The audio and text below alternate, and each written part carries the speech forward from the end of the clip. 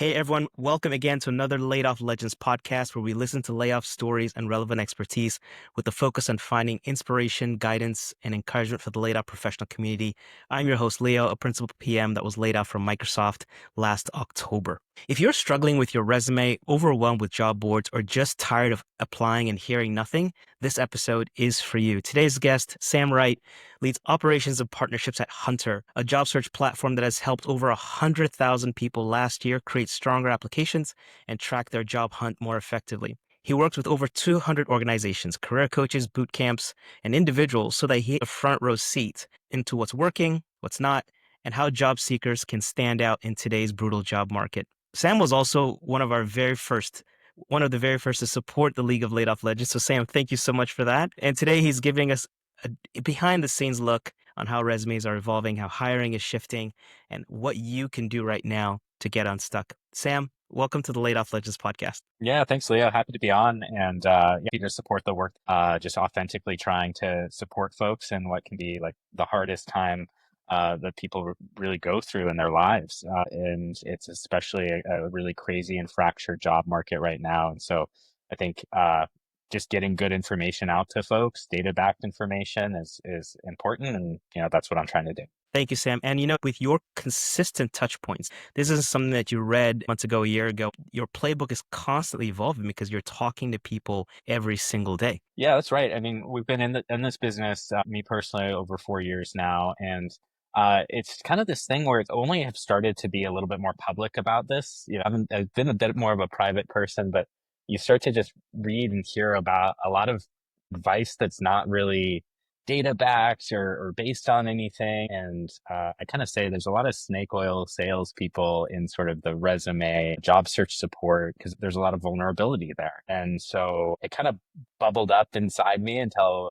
recently I've been just really focused on trying to share data that we've gathered at Huntr about resume insights and what makes for a interview winning resume and just a clear, concise job search strategy. And, Huntr started as a job search tracker, which meant that we got a lot of interesting data and learned a lot of job search from a unique point of view.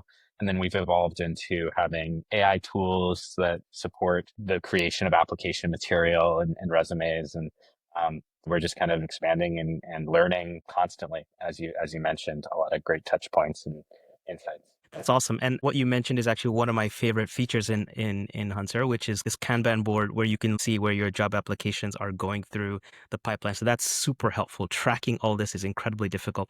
Why don't we jump into the questions? But before we do that, I don't think many of our listeners may be familiar with Huntr. So this is an opportunity to share what Huntr is and how it helps folks in their job search. Huntr is a job search management platform. And what I mean by that is we're not a job board like your LinkedIn's, Indeeds of the world. We're more of a personal space for someone to manage their search. And we have a suite of tools to help them do that. And we've been enabling those tools using AI. So what we found is you can't manage what you don't measure. That's the age old adage. And so treating the job search as a process, being deliberate, especially from the very beginning, can be really impactful. Sometimes I'll meet with somebody and they're like, I've sent out 700 applications and I haven't heard back, but I don't have insight into what were those applications, what were those companies, all of this information. So tracking and managing and storing that all in one central location, and then supporting the creation of the application materials. So you may be finding, and everybody is, jobs on many different websites from all around the world. And we have this place where you can bring all of those jobs into one spot using a Chrome extension. And then once those jobs are into Huntr, we can do some really interesting things. We can analyze your resume and help tailor it to the job description, which we found is 2x more likely to get an interview than a generic resume. And so we are this job search management platform for your application materials, your resume, your cover letter, helping with the creation of those, and then helping you track the entire process. We also have tools to help with interviews, with follow-up emails, all of these different parts of the application. And it's such a unique slice of the career journey because at a time where layoffs are at an all-time high, being able to organize and help folks with that is truly powerful. With all this data and resumes, I'm sure that these themes are bubbling up in terms of learning. What are some of the top two, three mistakes that you see seekers still making in today's job market? There's quantifiable and then there's also qualifiable information on this. And I'm actually coming off of 2 weeks where I've met with one-on-ones for 100 job seekers, just doing kind of job search support through my LinkedIn network. And really the goal with this was kind of simple. I was just wanting to get a little bit more grounded, right? We're building tools for job seekers.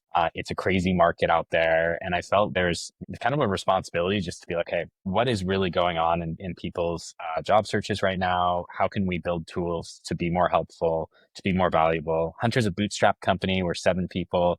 We haven't taken on any outside investment. And so we have to really our customers are our investors. So what I've been seeing a lot of folks make, there's kind of four big factors here. One is that they are only applying on jobs they're finding on LinkedIn. And we've run an analysis and we found that there's other job sites that also perform better in terms of application and interview conversion rate after we analyzed about 30,000 resumes, 20,000 job searches. And so that's one factor is diversifying your job search across many different job boards. The other is just like pretty simple, like tailoring your resume to the job. And a lot of people ask like, what do you mean by that? Job tailored resumes mean that you're looking at what you've done in your career. You're not lying, right? You're finding the most impactful, most interesting things that you've done in your career. And you're making sure that those are the first thing that a hiring manager or recruiter is seeing when they see your resume. So if they're looking, it's an average of 8 seconds is one of the researches and studies that was done on hiring managers reviewing resumes, then you really just have to be really impactful right from the first sentence. And so trying to tease out and pull out the skills that are most appropriate and leaving out the ones that aren't relevant. And having a summary section that's really concise, couple of sentences that shows impact. And the third one I'll touch on for now is the metrics driven sort of achievements within your experience section. So a lot of people tend to try and list just little responsibilities, but it's really important to show, and somebody actually caught me on this the other day, show that you have done something impactful, whether it's touching revenue, whether it's saving costs, or whether it's being more efficient, and trying to put a metric to that. Some industries, it's really hard. I was on with like a director of laboratory sciences who's like, yeah, it takes years to publish and, maybe an entire career to see if you've actually come up with a cure for cancer, right? So it's a totally different timeline than like a sales or marketing manager. And so being context dependent to the specific industry that you're in, but trying to show and measure it. I really like that point around aligning the JD with your skill set and how to share your impact in terms of aligned KPIs. If your experience is on one industry, transferring that to other, but speaking the same language of impact that particular job is looking for is super, super interesting.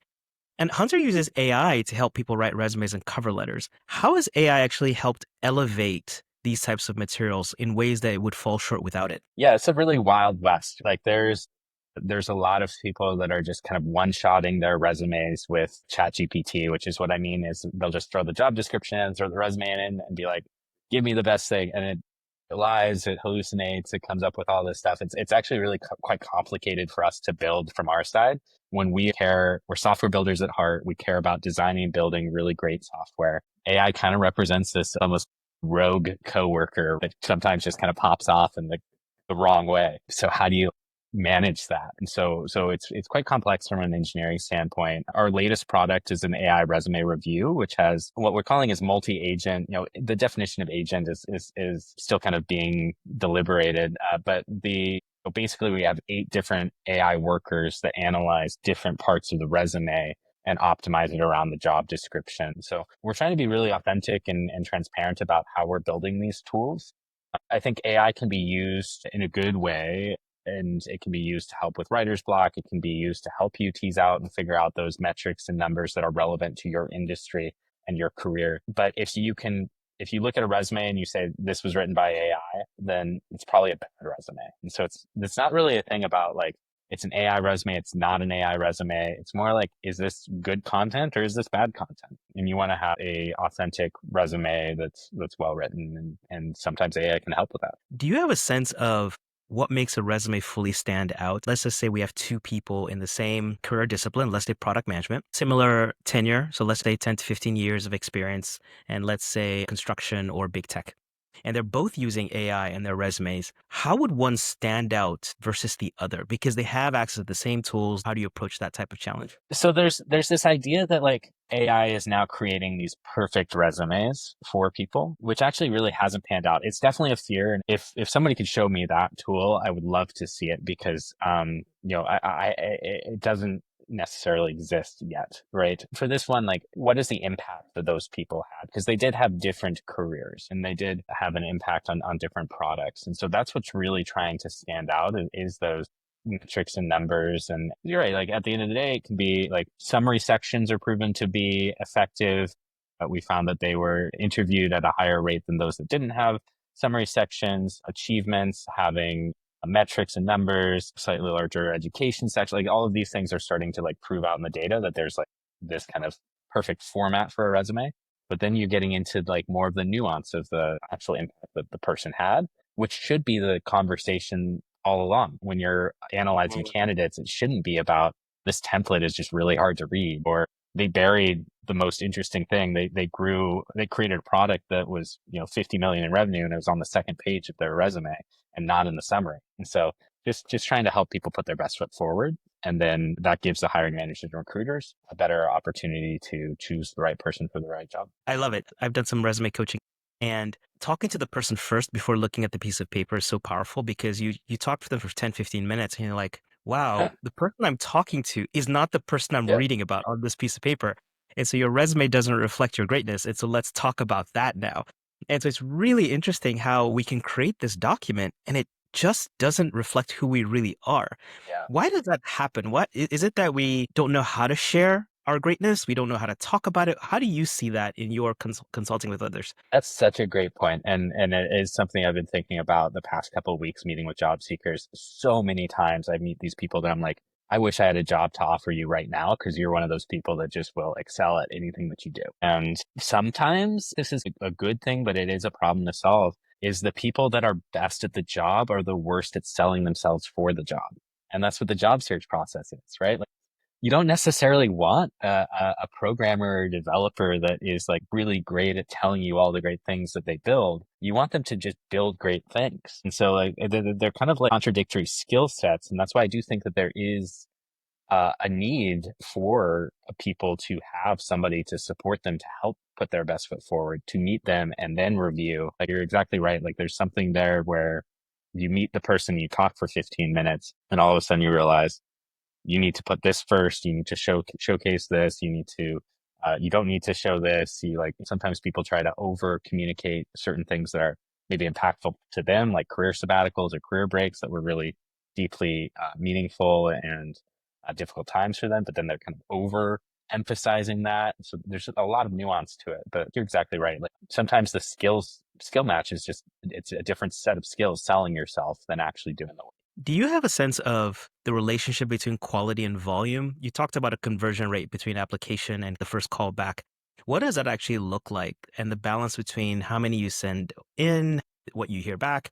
Do you have a sense of that from a data-driven perspective? Yeah, so we did this Huntr's quarterly job search report. We launched it for Q1 of this year. So it's a new initiative where we're trying to be more transparent and share this data with folks. And one of the things we found is we analyzed about 30,000 resumes and found that those that were tailored to specific jobs using like our tailor tool. So it's a little biased, but we did run this analysis and we found that tailored resumes were 2x more likely to get an interview than non-tailored resumes. Right now, when we're looking at like just jobs across the board, a 5% application to interview conversion rate is actually really good, which is kind of scary, but it means basically 20 applications, you should get one interview on average. And if you're not, then maybe there's a problem with your application material. Now, if you're tailoring, that number can go up to 10%, right? So 5 to 10% application interview conversion rate is generally pretty good. What we did see is when we did an R analysis on our data set,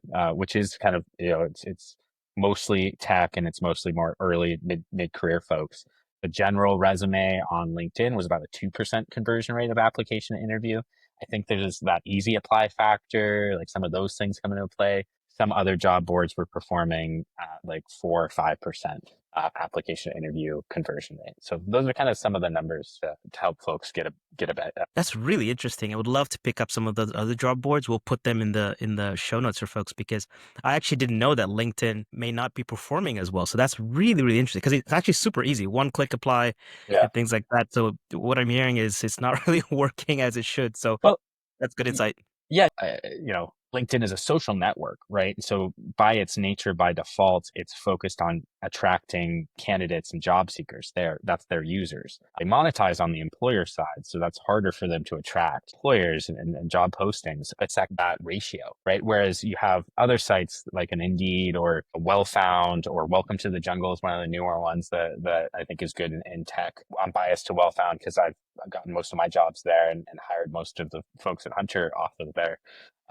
But these sites are specifically job boards that are really working to attract candidates, and the ratio might be just a little bit better. A couple of questions on the non-resume slash application process, one on networking and another on what I would call patterns of persistence. On the networking side, the job market is so supply driven. There's so many really talented folks out there. And networking has become super key. Who do you know? How do you get in the room? How do you get your resume in the hands of the right people? What do you see working when it comes to authentic networking and folks really getting out there with a strong resume, a strong story, but then you have the added people layer? Any insights there? Authenticity is key, and it's kind of like in sales, especially like enterprise sales. I used to do some of that work, and the deal is actually won 6 months before you actually get the deal done. It's the relational side, it's the getting the stakeholders on board, it's all of this. And it's the same thing for networking with job search. Oftentimes, I think people are all of a sudden laid off, impacted by layoffs, or find themselves job seeking, and then they're like, now I need to do networking. And it's like, that's going to be a really big mountain to climb, because you're feeling the internal pressure already of needing a job, of having an ask. And that's going to come across when you're asking for those coffee chats or when you're asking to pick someone's brain kind of thing. So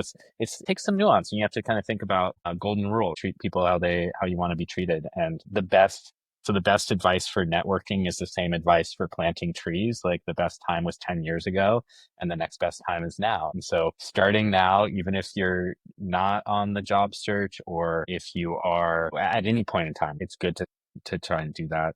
Be authentic. Don't just kind of reach out with random things. Like have your ask and be clear with it. I've always been impressed how often job seekers, even for me, who's offering this free coaching on LinkedIn and advice, don't just ask for things, asking for a connection.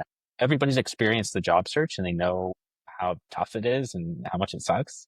Mhm. And so generally people are inclined because of that, like that heuristic, to be helpful and to try and help. So definitely ask for things. I really love that last point. It was coaching that was given to me many years ago. And this was during my first Microsoft interview. And I was coming out of grad school. And the person coaching me at the time said, once you're done and they ask you, hey, do you have any questions for us? And you kind of go through that part. And it's kind of like this last awkward, okay, do you have anything else to say? And the person advising me at the time said, ask for the job. Talk about what you like about the team, what you've learned about it. And I would really like this job because, and it does set you apart in a way. So I love the concept of asking. They will remember you Yeah, versus somebody who just said, no, I don't have any more questions. Thank you for reminding us that's of that. good. The second one is around patterns of persistence. You guys see tons of people tracking these resumes. And one of the things I've heard from our community is you're laid off, you find your confidence again after going through that shame and isolation, and you're like, okay, I'm going to start applying. And then you get the first rejection, the second rejection, the third, fourth, fifth ghost kind of application, like, holy shit, this is actually going to be harder than I thought. And then you start going through these things, and then folks start, oh, 50, 100, 150. I'm curious around patterns of persistence. This is hard. How do you encourage folks to keep going? How do you encourage folks to really just maintain a sense of positivity and persistence when they're not hearing back or things aren't going the way they want? Yeah, I mean, this is sometimes honestly the hardest thing. Sometimes people are doing everything right and it's still not working. And you're getting, I think we had on our job search trends report about a third of people saying that they're getting ghosted often. And if you're not in sales, like that's my background before taking on more of an operations and this partnership side. Partnership is kind of sales too, but is rejection. Like you're used to 10, 20%, like, I'm sorry, 10 to 20% being really good, like most of the time it not working out, right? Thinking like 100 and hearing back once is great. So it's that adjustment. Like it's really hard. Yeah, patterns of persistence. I like that term, the terminology. It's like how are people motivated? To be honestly, it's tough for me to answer that because I'm really seriously coming off of these calls with these folks that are like they are like 1 month left of unemployment before they don't know what to do. Like there's like a real hard, this market is really, really tough for people that it hasn't been tough for in the past. And you get a lot of people that are like me. I'm type A personality. I've always been told I'm driven, I'm scrappy, I'll always land on my feet. And sometimes I'm getting on calls with folks that I'm like, even more accomplished than I am, and you're struggling to have work, to find work. And so I think hopefully people can understand and know that this is really tough for people that it's never been tough for before, and reaching out for help and getting that support. And the other side of job search, which is mental health. You can't put your best foot forward. You can't perform best on interviews. You can't have that perfect, great resume if you're not in the position mentally to be able to do that. And so sometimes I get on calls and I wish that the folks have good access to mental health care, therapy, to all of those things, and just really focus on making sure that they're doing okay. And then focusing on their search, if that makes sense. It's really tough though. It is. I've seen this in our community. What you mentioned about being aware that this may take a little bit longer actually does help Yeah. because the assumption that, oh, I'm just going to go ahead and apply and get the hit may not be the case. And so knowing that it'll take longer actually does give people a little bit more Yeah. process. Then there's what I'm finding and hearing is the discipline around spreading this out. So you're not 8 to 10 hour days. You're really balancing things, preparing yourself, being very selective. One of our previous podcast guests talked about being very focused on a specific type of role that they were looking for. Yep. And so that helped streamline this a little bit versus the spray and pray. And thank you for mentioning mental health too. I think it's so powerful for longevity because if you can't stay up and present your best, it's very, very difficult for the long run. Exactly. Yeah. Not thinking about this as a sprint, even though I know that's hard when you are feeling different pressures financially. Having a strategy, working with that strategy, as you mentioned, being selective, really being tailored, and then after applying to 20, 50 roles, pause and evaluate and see. Most applications convert to an interview or you hear back within 6 days. That's the median. So people are making decisions on the hiring side actually fairly quickly, which means you are able to make adjustments, and if something's not working, make some changes. But consistency is also really key. Sometimes I see people that panic and they start to apply to tons of places because it's not working. But like really try to be deliberate with specific strategies for a couple of weeks and then evaluate. Question for the folks who are not looking for roles right now. You mentioned starting networking as early as possible.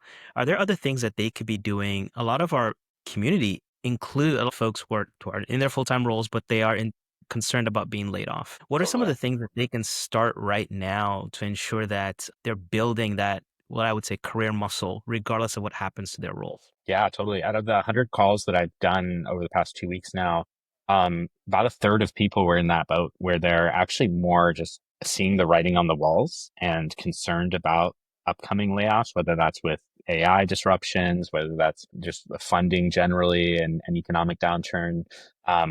So there's a ton of folks that are in that. And I think that it's kind of like the same, like in sales, you're always be selling, always be job searching, always be networking.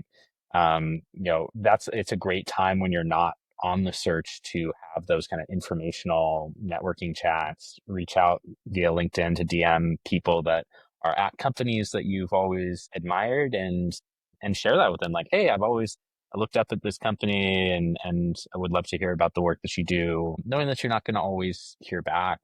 One of the biggest things is making sure you're documenting and logging your achievements and the impact that you're making. So many times I hear from people that their managers don't give them feedback or they don't give them the information about their impact. And so something you can do right now is starting to create a document or a log where you're just dumping in everything that's relevant to the impact that you're making, that shows that you're a positive worker, and keeping that and storing that. And If you're not getting that, asking for that. It's very rare that an employer or manager is going to be like, why are you asking for more reviews? If you're asking them, hey, like I would love a little bit more of a review, or like a lot of corporations are good at this, but some aren't. And so making sure you have that information ready to go so that you can keep your resume up to date and it's not so difficult when you actually are starting. I love that. In our Laid Off Legends community, we call it building your ESPN highlight reel. Yeah, And there you it's go. just like you just throw it in and hey, Sunday morning you pull it up, you're like, okay, I got this stuff done. So that's something really powerful. Sam, have a few rapid fire questions for you. Hopefully we can go through these quite quickly. Best career advice you've received so far? Best career advice would be curious and be empathetic. Powerful. Best career advice you've given so far? I still love the curiosity thing. I think like showing true curiosity throughout the interview process, throughout the search, I think that's the way to go. Best advice for someone on day one of their layoff? Breathe and relax and take some time for yourself. Any advice for someone that's struggling with doubt, self-confidence when it comes to this journey? You're not alone. There are lots of people, as I mentioned, scrappy, type A, like achievers that are also struggling here. And so reach out, seek help, and find resources and take care of yourself. Sam, thank you. This has been absolutely insightful. Any last words about Huntr or how people can find you and how they can connect with you as you do what you do? Yeah, I'm happy to connect on LinkedIn. I've tried to be a little bit more active there and be a vehicle for a lot of the data insights that we've been gathering. The Huntr platform, there's a lot of free tools. We're always looking for feedback. We actually have a human in the lower right-hand corner of the screen in our chat, willing to take your questions, take your feedback and comments. We're just trying to be really supportive in this time and in this space and just build good tools that are helpful to folks. So happy to connect. And thanks so much, Leo. This is really nice and it was great to chat with you. Thank you so much, Sam. I appreciate it. Your partnership has been absolutely fantastic. And what I'm seeing you do on LinkedIn, along with the Huntr work, it's so generous. So thank you so much for that contribution to the community. Everyone, thank you so much for spending your very valuable time with us today. If you enjoyed this, please like and rate to help us get more exposure. And if you have any questions or comments, please drop them underneath. I answer those personally and can reach out to Sam if need be. You'll have links on the screen to our stories playlists. And if you'd like to meet other professionals that are going through this, you can and discover more resources to help you navigate your layoff journey. Please consider joining our free school community. You'll find links in the content below. Thank you again for watching, and we'll see you again next time.